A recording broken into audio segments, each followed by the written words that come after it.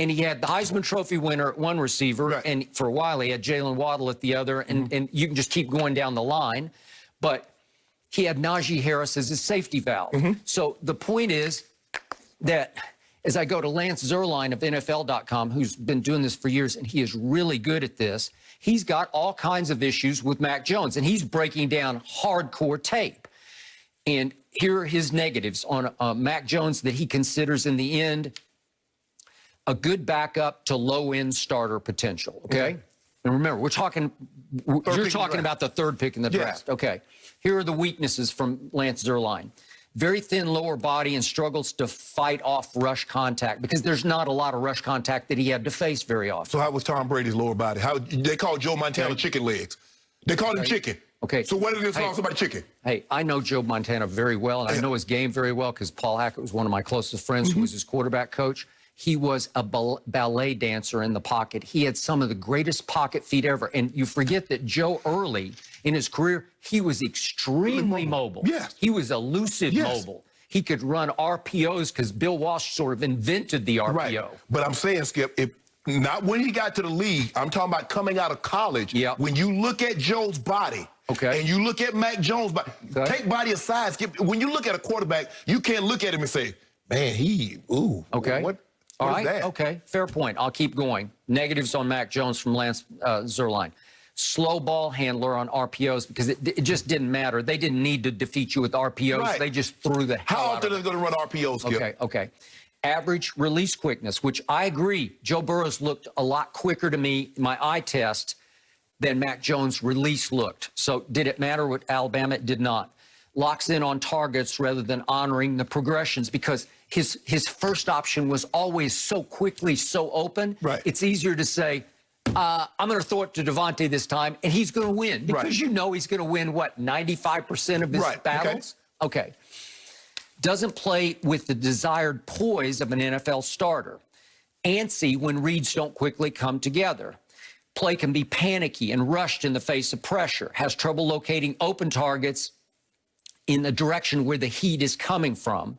Would like to see him play with a little more grit. Those are all the negatives from Lance Zierlein. Can I ask you a question? Okay? Name the quarterback. What's the guy, you said the guy's name? Lance Zierlein. He's really good at what Lance he does. Zierlein. Name the quarterback.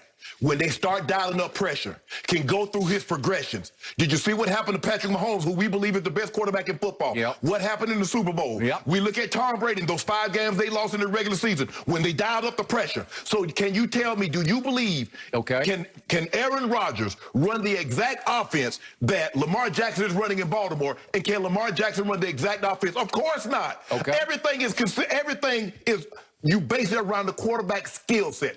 What does he do really well? How comfortable can we make him doing it in our system? Yes, we're going to, what they do with Lamar. They say, you know what, to hell with our system. We're going to put him in a system that works for him, and then we'll build out from that. That's what you're going to do with Mac Jones. Whatever quarterback you get, Skip, you build the system around the quarterback that you have. That's how you do it. Now we get to Bob Sturm, who covers for The Athletic, the Cowboys, breaks them down. He does a great job. And he also ranks every year all the NFL draft prospects, especially the quarterbacks. So he has Mac Jones by far his 5th ranked of the 5 top quarterbacks. And his conclusion is that he's worth a 2nd round grade. But to talk about top 5 overall, he says, seems a real stretch to me. He will go quickly, but that doesn't make it advisable. That's his bottom line. And he goes into all kinds of 2nd and 3rd level observations. But in the end, he said the first problem he has is arm strength.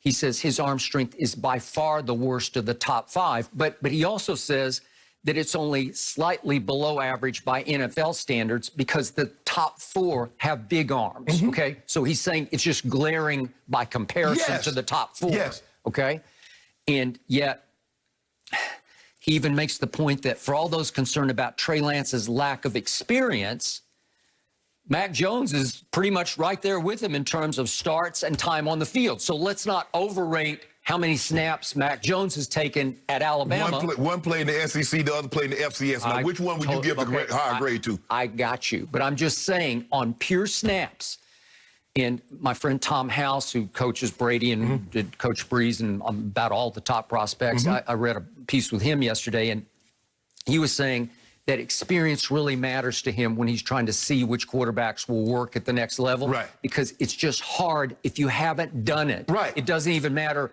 against competition. You just need reps. And it concerns him that Trey Lance and Mac Jones don't have that many reps that you can build a dossier on. You can say, well, because if you go to Zach Wilson, you can look at it and say, man, he was a starter for 3 years. The first year was pretty disastrous. Second year was a little better, but nobody saw this coming. And then last year was off the charts for Zach Wilson. So you say, okay, I got a big body of work and I got progression over time. I see getting better, and then getting great in his third year, right? Okay. Justin Fields, you have a little bit bigger body of work. He's a 2-year starter. Yeah, at least a 2-year. But the one thing that you saw, Skip, he might not have, but what you saw with Mac Jones is here. You didn't see this, and you didn't see that. What would you see with the? I don't care what anybody says. Trevor Lawrence did not play as well his sophomore and junior year as he did his freshman year. He did not. I completely concur. You look at Justin Fields, he had an up and down. He played great. I still believe he played great against the first game he lost to Clemson. He played well. He made a mistake. But go back and look at Northwestern. Go back and look at Indiana. Find the game in which Mac Jones didn't play well. In the big moments. You see him at Ohio State. You see him at Notre Dame. Did you see what he did in the SEC Championship? Did you see what he did against Georgia? Now, we think a lot.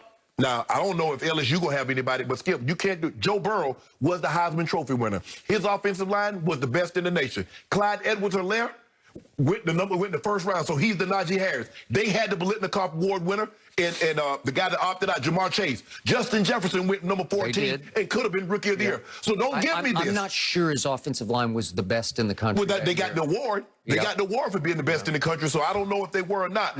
On NFL picks, they weren't loaded with NFL players, but go ahead. No, Leatherwood is going to probably be a first-round pick. The center that tore his ACL, he could be a late first-round pick, maybe a you're talking about Alabama. Okay, but I'm talking about LSU. I'm not sure they had the best. I think Skip, when you throw for the amount of yards that this kid threw for, and Edwards-Helaire rushed for the amount of yards, you got to have the best offensive line in football. Now, and they didn't say anything about, Joe Burrow didn't go through his read. They don't think Jamar Chase had 20 touchdowns. Jordan Jefferson was right behind him with 18 and 19. Then you got Terrence Marshall coming out this year, who's going to be a second-round pick. He could be late first. So let's not pretend like Joe Burrow was throwing the scrubs. He was throwing the FCS or Division III. Okay, but I'm just doing my eye test on Joe Burrow versus Mac Jones. It looked to me like Joe Burrow played stronger. He stood stronger in the pocket, and he's more athletic than Mac Jones, because Joe Burrow, when he took off, he could really run with it. Mac Jones is kind of sneaky, elusive. Mac is really not trying to run it all. No. Joe, if you dare him once, he's going to take off. You got to dare Mac Jones 2 or 3 times before he actually runs, Skip, because he's looking to buy time. He's going to have confidence in his receivers that they're going to break free. Joe Burrow was like, okay, you dare me to run. I'm going for 30, because he ended the game against Alabama, Skip. Remember? He dropped back. They brought the gas. I'm gone. I'm up out of here. Okay. I just think, Skip, you look at the tape. At the end of the day, it's going to come down. It's not going to be about if Mac Jones doesn't succeed, it's not going to be because he can't run a fast 40, because he can't standing long jump or anything like that. That's not going to be the reason. But like you said, if you look at it, Skip, 40% of the guys fail. 40%. 42% of all first-round picks, quarterbacks, have not made it to their second contract with the team that drafted them. Thank you. That is astounding and scary. That shows you this league, for the most part, has no idea what it's doing when it comes to picking quarterbacks. It doesn't, Skip. There were some GMs that really had Ryan Leaf ready to hit a Peyton Manning. Now, how wrong are they? I told you, the one big mistake I ever made drafting, and it's the last time I made that mistake was, I just spoke of Paul Hackett, but he was the head coach at USC, and I knew all of his staff, Dennis Thurman, one of his defensive assistants, and I talked to them about Ryan Leaf because he had beaten their tails twice, and they were in awe of him. They said he's a linebacker playing quarterback, and he's just going to take over the National Football League. Well, now it comes down to what my other friend Tom House talks about. It's all about what's between your ears. How can you process information? Okay? Yeah, and how can you handle, what are your intangibles? The adversity. I think Justin Fields has extremely high intangibles because he's handled a lot of adversity. Yes. And I'm talking about physical and mental adversity. Yes. When he got his ribs cracked against Clemson later in that game and just kept on keeping on, he showed me a lot of grit, a lot of toughness mentally and physically. So the point is, it comes down to this. And I do think Mac Jones has a lot of this. But the question is on Mac Jones is,